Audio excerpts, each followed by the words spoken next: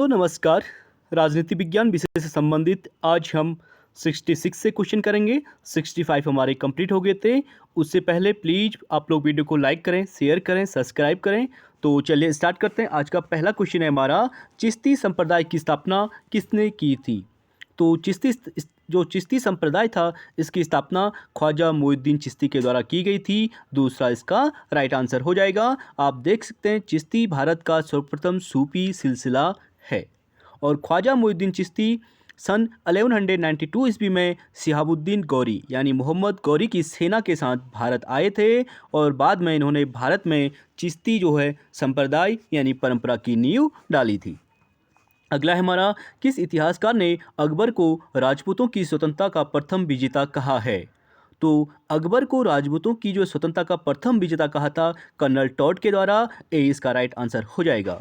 आप देख सकते हैं कर्नल टॉड जो है नामक इतिहासकार ने अकबर को राजपूतों की स्वतंत्रता का प्रथम विजेता कहा है। कर्नल टॉड ने राजपूत शासक दुर्गादास को राठौरों का यूसिलीज, ठीक है, राठौरों का यूलिसीज कहा है। और दुर्गादास जो है मारवाड़ और मुगलों के बीच हुए 30 वर्षीय युद्ध का नायक था। अगला हमारा, सूची 1 को सूची 2 से मिलाने की बात कर रहा है, तो देख लेते हैं। पहला है आपका सासाराम का मकबरा। तो सासाराम का मकबरा कहाँ है? तो इसका राइट आंसर हो जाएगा शेषा सूरी, इसका फोर्थ हो जाएगा। दूसरा है फतेहपुर सीकरी का संबंध किससे है? इसका हो जाएगा अकबर से।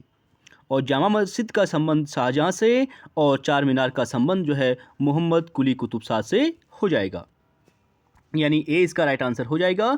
आप देख सकते हैं सासाराम का मकबरा शेषा सूरी से संबंधित है। फतेहपुर सीकरी की बात करेंगे तो अकबर से संबंधित हो जाएगा।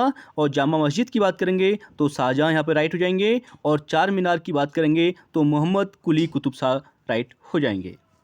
अगला हमारा, भूमि की पैमाइश के संदर्भ में भाओली का क्या अर्थ है? तो भूमि की पैमाइश के संदर्भ में जो भाओली है उसका राइट आंसर है तैयार अनाज का जो अल्प भाग होता था उसे भाओली कहा जाता था, यानी ए इसका राइट हो जाएगा। आप देख सकते हैं मुगल काल में कर निर्धारण की प्रणालियों में सबसे पुरानी और सामान्य प्रचलित जो प्रणाली बटाई अथवा गल्ला बक्सी थी और इसी गल्ले बक्से को भाओली कहा जाता था। अगला है हमारा, मंसूर और माधव किसके दरबार के मुख्य चित्रकार थे? तो मंसूर और जो माधव थे वो जहांगीर के दरबार से संबंधित थे। आपको पता है चित्रकाल का स्वर्णकाल जो है जहांगीर के शासनकाल को कहा जाता है और मंसूर और माधव उसी से संबंधित हैं। तो इसका एक्सप्लेनेशन देख सकते हैं। जहांगीर के दरबार के जो प्रमुख चित्रकार अबुल हसन थे, मंसूर, फारूक बेग, बिशनदास, अकारिजा और माधव तथा गोवर्धन थे। इनमें मंसूर जो है प्रसिद्ध विशेषज्ञ चित्रकार था जबकि अग्रणी चित्रकार बिशनदास थे। अगला हमारा, अल्तमगा भूदान किसने आरंभ किया था? तो अल्तमगा भूदान का जो संबंध है वो जहांगीर से है। ए इसका राइट आंसर हो जाएगा। आप देख सकते हैं अल्तमगा भूदान जहांगीर द्वारा प्रारंभ की गई यह तैमूरी परंपरा पर आधारित था। यह विशेष शाही कृपा प्राप्त धार्मिक व्यक्ति को वंशानुगत रूप से दी जाती थी और इसे विशेष परिस्थितियों में शाही आदेश द्वारा ही रद्द किया जा सकता था। अगला है नानकार और बंध है। तो नानकार और बंध का जो संबंध है वो है लगान मुक्ति भूमि, यानी बी इसका राइट आंसर हो जाएगा। आप देख सकते हैं मुगलकालीन शासन के अंतर्गत लगान मुक्त भूमि को नानकार और बंध कहा जाता था। अगला क्वेश्चन हमारा, 1669 में खालसा की स्थापना की थी। तो खालसा की जो स्थापना की गई थी गुरु गोविंद सिंह के द्वारा की गई थी। तीसरा इसका राइट आंसर हो जाएगा। आप देख सकते हैं जो खालसा नामक सैनिक संप्रदाय की स्थापना 1699 ईस्वी में सिख संप्रदाय के 10वें गुरु यानी अंतिम गुरु गुरु गोविंद सिंह ने की थी और इनका जन्म जो है 1666 ईस्वी में बिहार की राजधानी पटना में हुआ था। अगला है, मुगल स्मारक के किस भाग में मेहराब पाए जाते हैं? तो मुगल स्मारक की बात करें तो इसका मुख्य द्वार पे राइट आंसर हो जाएगा। आप इसका एक्सप्लेनेशन देख सकते हैं। मुगल स्मारक के मुख्य द्वार पर मेहराब जो है पाए जाते हैं और मुगल सम्राट अकबर के समय में इमारतों में मेहराबी शैली प्रयोग सहतीरी शैली के साथ समान अनुपात में होने लगा था। और साथ ही अगला क्वेश्चन है, मुगलों के शासनकाल में निम्न में से कौन सा शाही दस्तावेज नहीं था? तो शाही दस्तावेज जो नहीं है वो है आपका खुतबा, क्योंकि खुतबा कुरान से संबंधित है। बाकी फरमान हो गया, सनद हो गया और निशान जो हो गया, ये जो है शाही दस्तावेज माने जाते हैं। आप इसका एक्सप्रेशन देख सकते हैं। मुगलों के शासनकाल में फरमान, सनद एवं निशान जो थे शाही दस्तावेज होते थे, जबकि जो खुतबा था वो शुक्रवारी नमाज के साथ पढ़ा जाता था, जिसमें शासकों का नाम भी होता था। अगला हमारा निकोलो मनुची, जिसने औरंगजेब के शासनकाल का विवरण दिया है, निवासी था। तो मनुची जो है वेनिस का यात्री था, यानी फोर्थ इसका राइट आंसर हो जाएगा।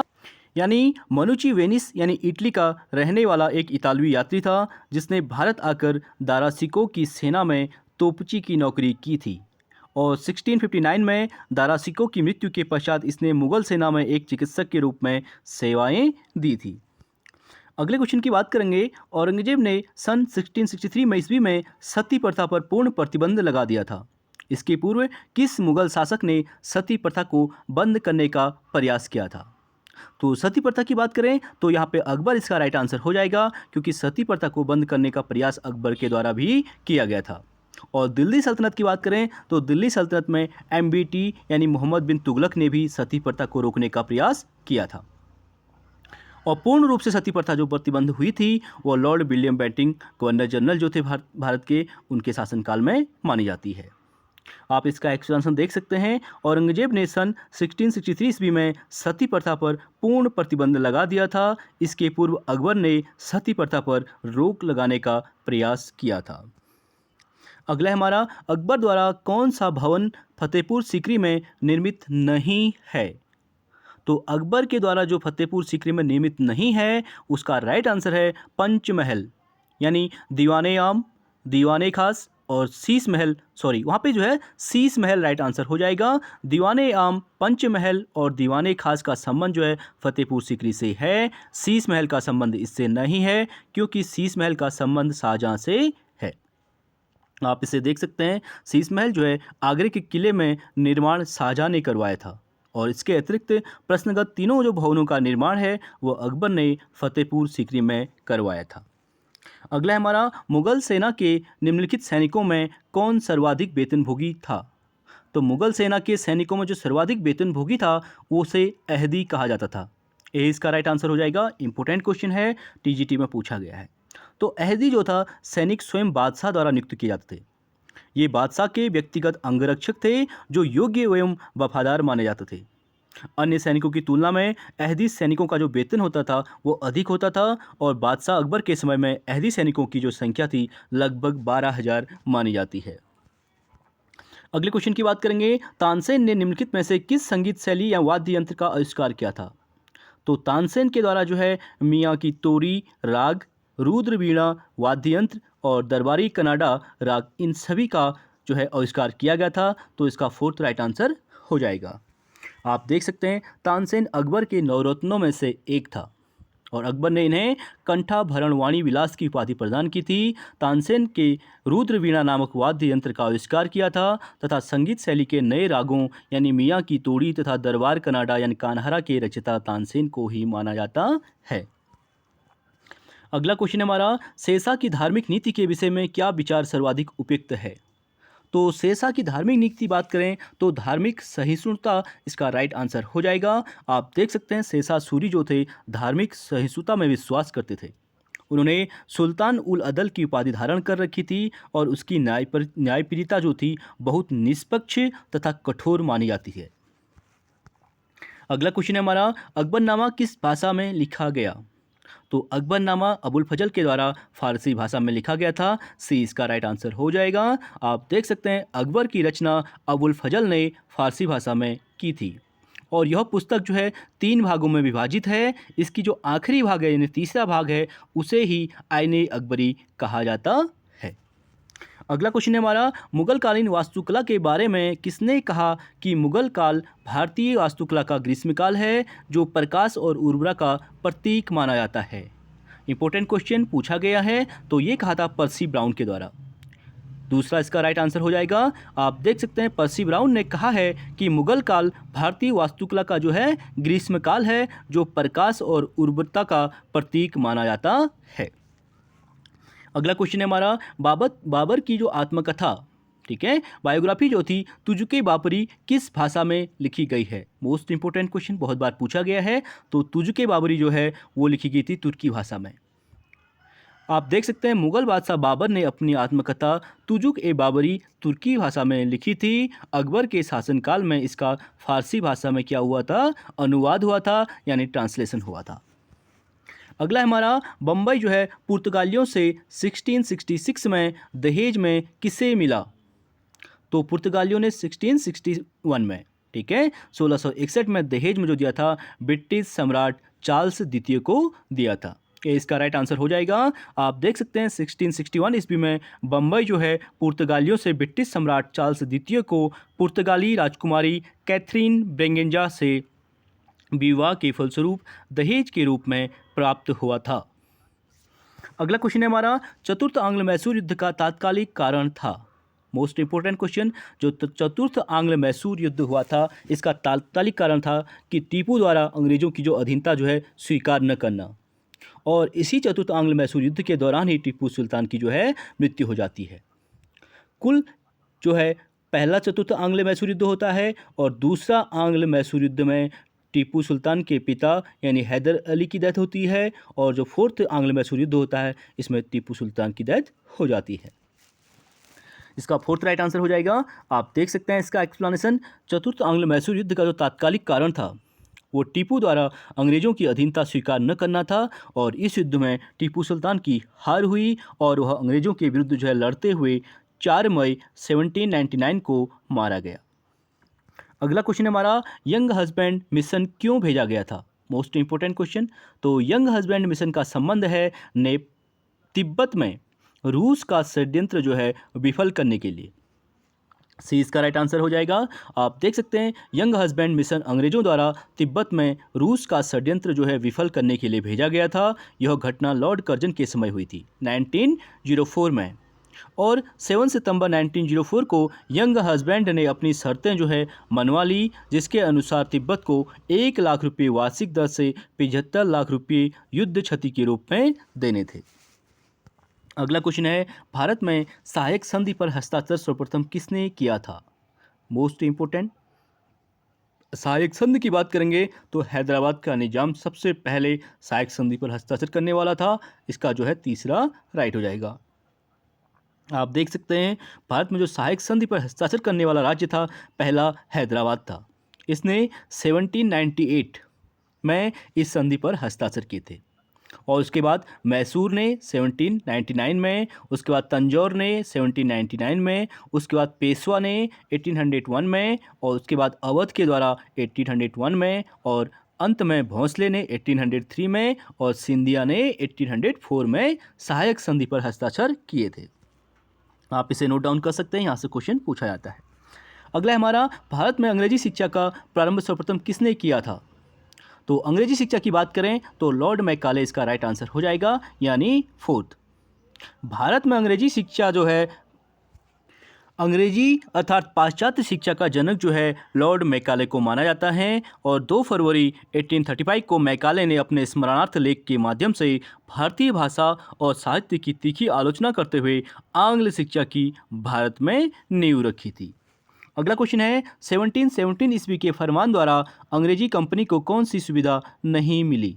तो 1717 की बात करें तो 3 साल बाद यही अधिकार अन्यत्र भी देने का आश्वासन दिया गया, ये नहीं मिला। फोर्थ इसमें राइट आंसर हो जाएगा।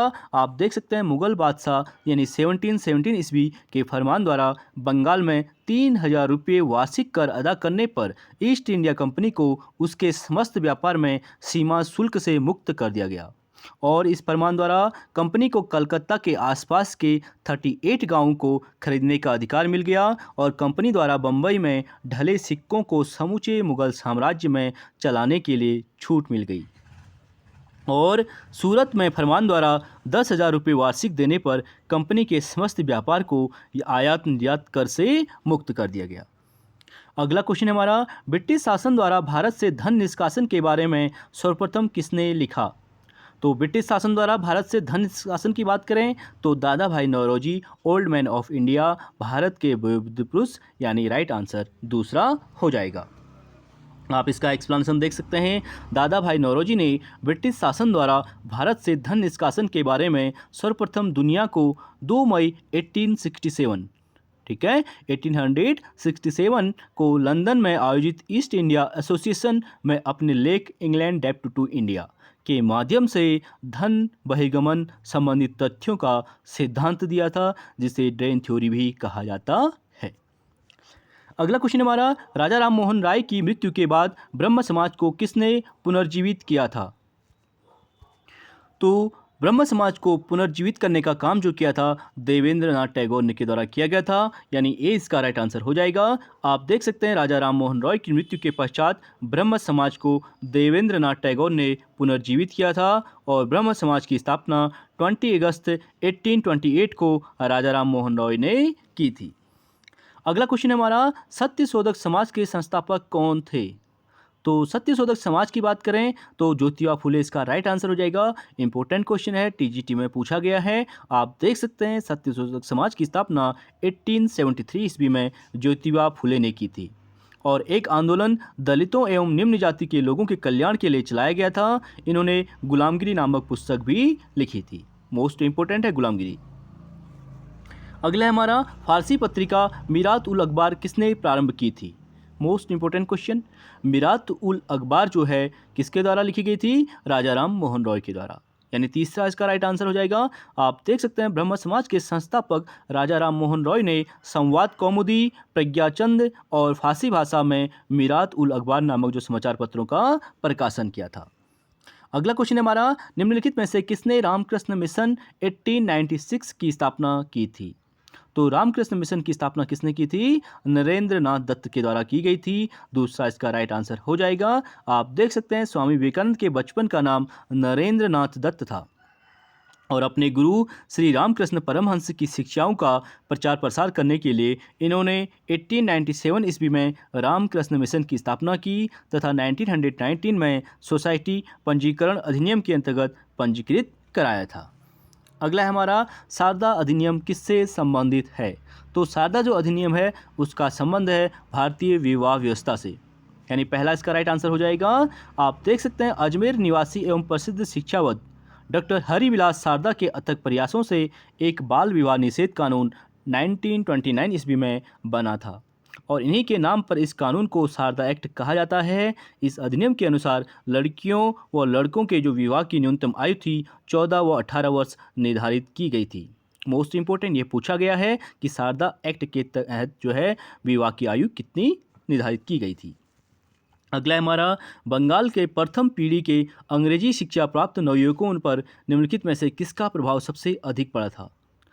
तो इस पे राइट आंसर हो जाएगा विलियम डेरिजियो का, ठीक है। नवयुवकों पर जो प्रभाव पड़ा था विलियम डेरिजियो का पड़ा था, यानी दूसरा इसका राइट आंसर हो जाएगा। आप देख सकते हैं यंग बंगाल आंदोलन के जनक हेनरी विवियन डेरिजियो का सबसे अधिक प्रभाव जो है बंगाल के प्रथम पीढ़ी के अंग्रेजी शिक्षा के प्राप्त नवयुवकों पर पड़ा था। अगला क्वेश्चन हमारा, मोहम्मडन एंग्लो ओरिएंटल कॉलेज की स्थापना हुई थी। तो मोहम्मडन एंग्लो ओरिएंटल कॉलेज की स्थापना जो है 1875 ईस्वी में हुई थी।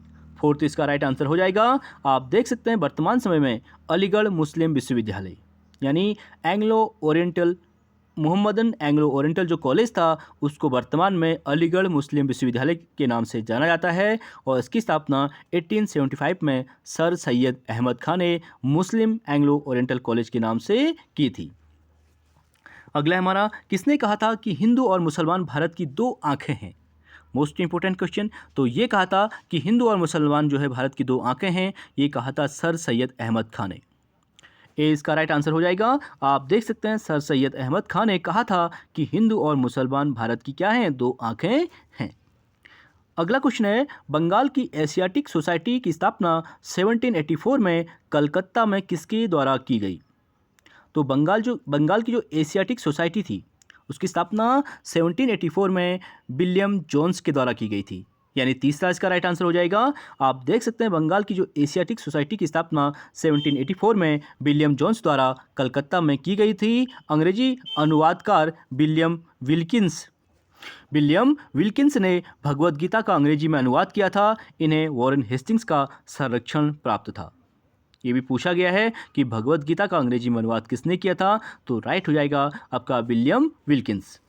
अगला है हमारा 1857 के विद्रोह की असफलता का कारण था।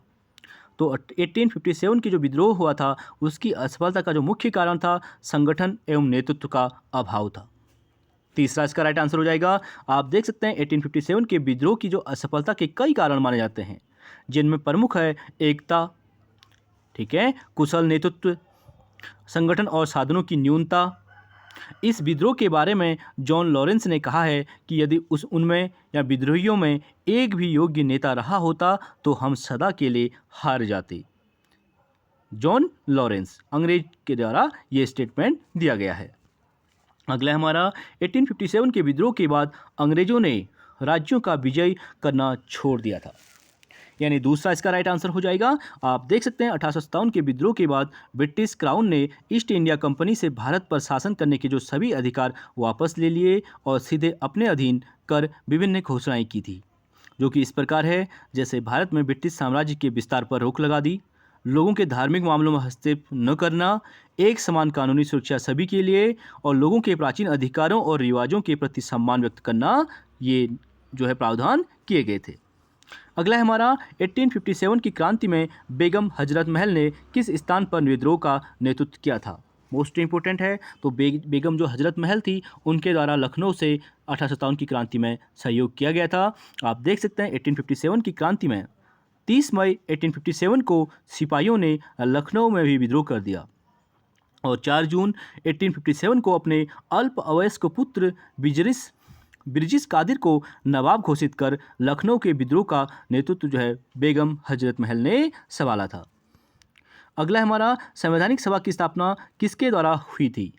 तो संवैधानिक सभा की बात करें तो इसका राइट आंसर हो जाएगा कैबिनेट मिशन योजना 1946। बी इसका राइट हो जाएगा। 24 मार्च 1946 को कैबिनेट मिशन भारत आया था। इस मिशन के सदस्यों में sir Stafford Cripps, A V Alexander और पैंथिक लॉरेंस इसके अध्यक्ष शामिल थे और भारत की संविधान सभा की स्थापना इस मिशन के प्रधान उद्देश्यों में से एक था। अगला हमारा निम्नलिखित में से कौन सा कथन सत्य है, ये पूछा गया है। तो देख लेते हैं। आपका इसका फोर्थ इसका राइट आंसर हो जाएगा। स्वतंत्र भारत का झंडा जो है 22 जुलाई 1947 को अपनाया गया था। ठीक है, फोर्थ इसमें राइट आंसर हो जाएगा। राष्ट्रीय गान बंकिम चंद्र चटर्जी ने रचा था। ठीक है, बंकिम चंद्र चटर्जी ने राष्ट्रीय गीत को रचा था और भारतीय झंडे में सबसे ऊपरी पंक्ति हरे रंग की है। ठीक है, ये भी रॉन्ग हो जाएगा। और वंदे मातरम जो भारत का राष्ट्रीय गान है, तो इसमें फोर्थ इसमें रॉन्ग हो जाएगा। आप देख सकते हैं स्वतंत्र भारत का जो ध्वज जो है, तिरंगा जो है 22 जुलाई 1947 को अपनाया गया था और राष्ट्रीय ध्वज की लंबाई की और चौड़ाई का अनुपात जो है रेशियो जो है 3:2 माना जाता है और इसमें नीले रंग का एक चक्र है जिसमें 24 तिल्लियाँ हैं। अगला क्वेश्चन हमारा, खेड़ा सत्याग्रह का नेतृत्व किसने किया था। तो खेड़ा सत्याग्रह की बात करें तो ये महात्मा गांधी ने किया था। दूसरा इसका राइट आंसर हो जाएगा। आप देख सकते हैं 1917 से 1918 में गुजरात के खेड़ा जिले के किसानों से अंग्रेजों द्वारा फसल खराब होने के बावजूद लगान की वसूली की जा रही थी। इसके विरोध में गांधी जी ने खेड़ा आंदोलन की वागडोर जो है 22 मार्च 1918 को संभाली थी। तत्पश्चात अंग्रेजी सरकार ने अपने कदम जो है पीछे खींचे और इस आशय का गोपनीय दस्तावेज जारी किया कि लगान उसी से वसूली जाए जो देने में समर्थ हो। और खेड़ा में ही गांधी जी ने अपने प्रथम वास्तविक किसान सत्याग्रह की शुरुआत की थी। अगला हमारा, सुभाष चंद्र बोस को भारतीय राष्ट्रीय कांग्रेस के किस अधिवेशन में अध्यक्ष चुना गया था। तो सुभाष चंद्र बोस को भारतीय राष्ट्रीय कांग्रेस के कौन से अधिवेशन की बात में अध्यक्ष चुना गया था, वो था त्रिपुरा अधिवेशन 1939। सी इसका राइट आंसर हो जाएगा। आप देख सकते हैं सुभाष चंद्र बोस को भारतीय राष्ट्रीय कांग्रेस के 52वें अधिवेशन जो त्रिपुरी का है जबलपुर मध्य प्रदेश में और 1939 में हुआ था, इसका अध्यक्ष चुना गया था। अगला हमारा, अखिल भारतीय कांग्रेस के 1889 के बम्बई अधिवेशन में कितनी भारतीय महिलाओं ने भाग लिया था। तो अखिल भारतीय कांग्रेस 1889 में बम्बई अधिवेशन में जो है 5 महिलाओं ने पार्टिसिपेट किया था। सी इसका राइट आंसर हो जाएगा। आप देख सकते हैं अखिल भारतीय राष्ट्रीय कांग्रेस के 1889 के बम्बई अधिवेशन में कुल 10 महिलाओं ने भाग लिया था, जिनमें से 5 भारतीय महिलाएं थी। अगला क्वेश्चन है हमारा, राजगोपालाचारी योजना के बारे में सही कथन है। तो राजगोपालाचारी की योजना के बारे में बात करें तो अनेक कांग्रेस जनों ने इसका विरोध किया था। दूसरा इसका राइट आंसर हो जाएगा, राजगोपालाचारी योजना का अनेक कांग्रेस जनों ने विरोध किया, तो बी इसका राइट आंसर हो जाएगा। अगला है, जिन्ना के बारे में सही कथन है।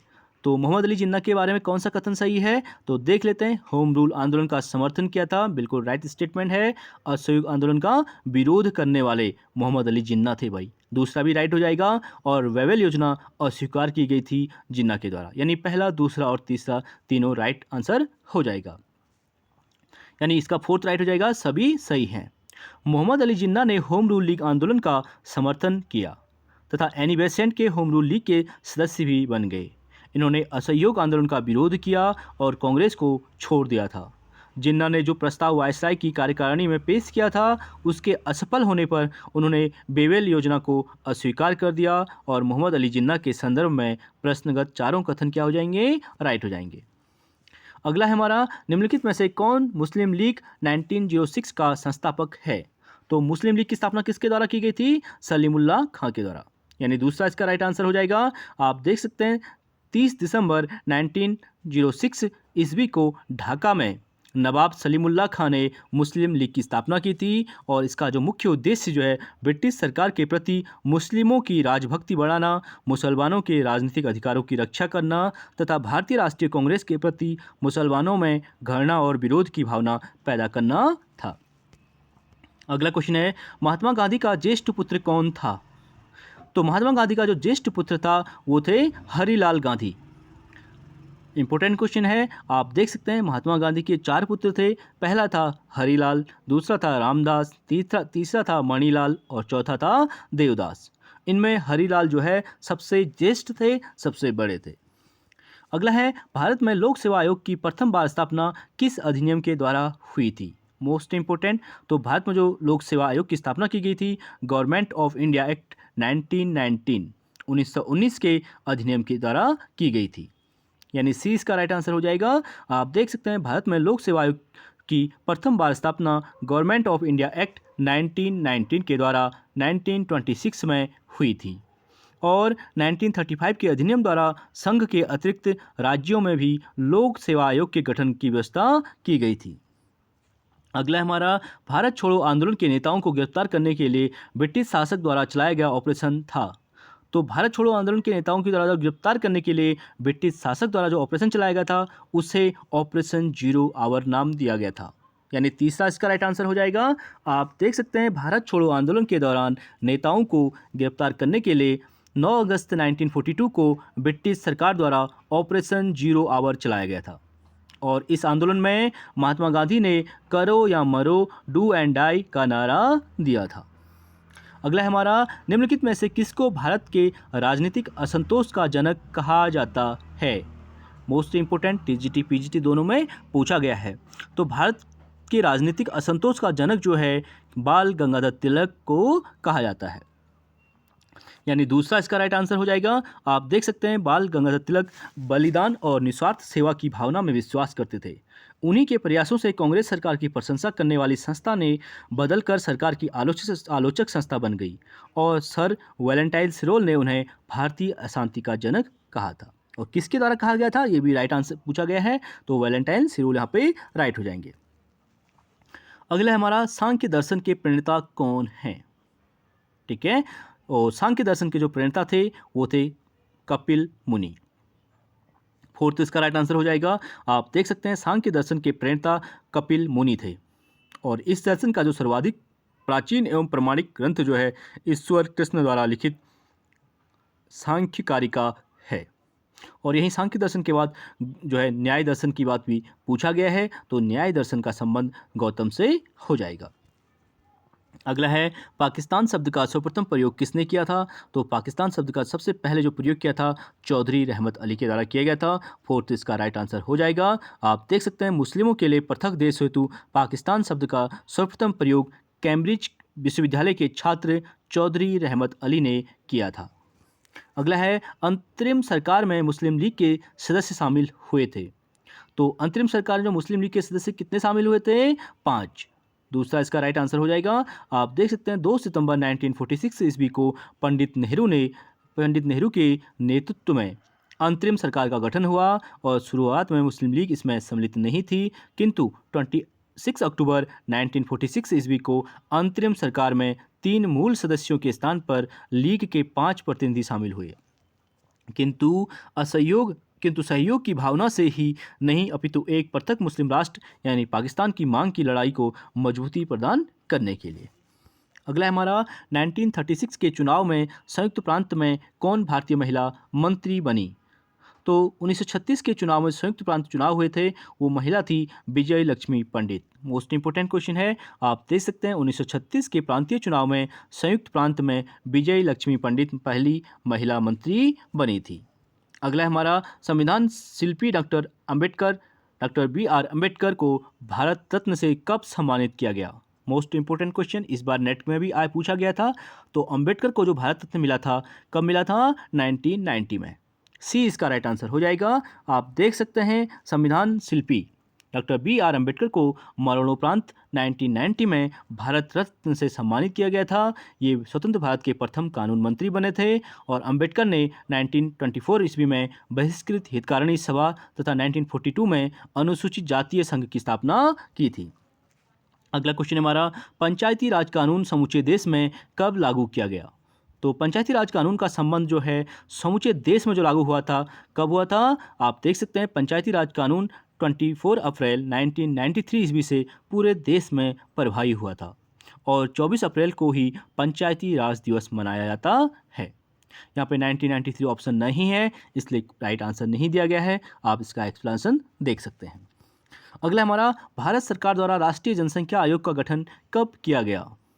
तो भारत सरकार के द्वारा राष्ट्रीय जनसंख्या आयोग जो बनाया गया था, इसका गठन किया गया था, वो 2000 में किया गया था। फोर्थ इसका राइट आंसर हो जाएगा। आप देख सकते हैं नई जनसंख्या नीति 2000 के कुशल व प्रभावी क्रियान्वयन की निगरानी व समीक्षा के लिए भारत सरकार द्वारा 11 मई 2000 को राष्ट्रीय जनसंख्या आयोग का गठन किया गया था। अगला हमारा, आज़ाद हिंद फौज की स्थापना कहाँ की गई थी? तो आज़ाद हिंद फौज की स्थापना सिंगापुर में की गई थी। सी इसका राइट आंसर हो जाएगा। आज़ाद हिंद फौज की स्थापना सिंगापुर में हुई थी और इस फौज की कमान 5 जुलाई 1943 को सुभाष चंद्र बोस ने संभाली थी और आज़ाद हिंद फौज की स्थापना कैप्टन मोहन सिंह के द्वारा की गई थी और उसके बाद इसको वो जो है सुभाष चंद्र बोस के हैंड ओवर करते हैं। अगला है हमारा, राष्ट्रीय शैक्षिक अनुसंधान और प्रशिक्षण परिषद NCERT की स्थापना कब की गई थी? तो राष्ट्रीय शैक्षिक अनुसंधान और प्रशिक्षण परिषद जो NCERT की स्थापना की गई थी, वो की गई थी 1961 में। फोर्थ इसका राइट आंसर हो जाएगा। आप देख सकते हैं राष्ट्रीय शैक्षिक अनुसंधान और प्रशिक्षण परिषद NCERT की स्थापना 1961 में हुई थी। अगला है हमारा, नाट्य शास्त्र किसने लिखा था? मोस्ट इंपोर्टेंट बुक है। नाट्य शास्त्र जो लिखा था भरत के द्वारा लिखी गई थी। सी इसका राइट आंसर हो जाएगा। आप देख सकते हैं नाट्य शास्त्र की रचना भरत मुनि के ने की थी और भवभूति ने मालती माधव और उत्तर रामचरित की रचना की थी और भारवी ने कीर्ताजुनियम पुस्तक लिखी गई थी। ये तीनों बुक एग्जाम में पूछी गई हैं, इंपॉर्टेंट हैं, आप नोट डाउन कर सकते हैं। अगला हमारा, भारतीय सेना का निर्माण कब हुआ था? तो भारतीय सेना का जो निर्माण हुआ था 1748 ईस्वी में किया गया था। बी इसका राइट आंसर हो जाएगा। आप देख सकते हैं जो भारतीय सेना का निर्माण 1748 ईस्वी में हुआ था। तो चलिए फ्रेंड्स, आज के लिए इतना ही, बाकी नेक्स्ट क्लास में करेंगे। आई होप वीडियो आप लोगों को पसंद आई होगी। प्लीज़ वीडियो को लाइक, शेयर और सब्सक्राइब जरूर करें। Thank you so much.